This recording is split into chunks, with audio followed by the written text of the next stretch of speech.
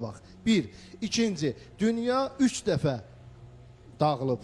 3 dəfə yaranıb, 3 dəfə dağılıb. Bunları biraz, yox, mən məqsədimdə olanı deyirəm. Çünki izah versəm, sözümü kəsəcəksiniz, sonra mənə deyirlər, dostlar ki, niyə efirdə əsəbləşdirirsən, başa sala bilmirəm ki, sözümü kəsirlər, fikrimi çatdıra bilmirəm.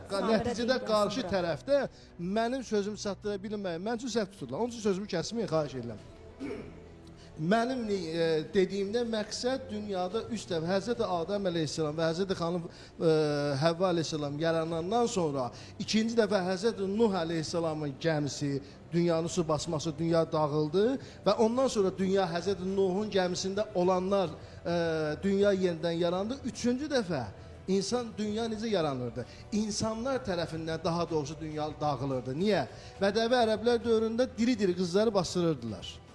Nəticə olaraq bütün tayfa olaraq və bütün ölkələrə, torpaqlara, insanlara bu əməl keçmişdi. Başlayırdılar, hətta 18 yaşına ana öz uşağını gizlədirdi. Öz qızını gizlərdi, dağda, dərədə, kəsəkdə. Avropada yox idi o. Qulaq as. Üzr istəyirəm. Dedim, xahiş eləmdən sözünü kəsməyin.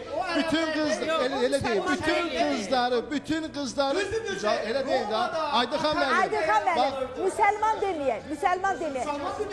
Yox, ərəblər qızlar basılanda hələ Baxın, müsəlman yandırma həmişim. Onlar diri-diri qızların bastırırdılar. O analar, o atalar. Bəli, o analar, öz atalar, anaları nə edirdi? Qızları gizlədirdilər qayalıqda. 18 yaşı, 15 yaşı, qulaq as bir dəqiqə. 18 yaşı gələndə gətirdilər atasının yanına. Atası onu bastırırdılar. İndi onunla mənim, sənin fərqin nə oldu? Onlar diri-diri bastırdılar. Biz indi inqibatı düzəldirik. Bir, ikinci, dünyanı xilas edən kim oldu? Baxın, Aydıxan müəllim, dünyanı xilas edən kim oldu?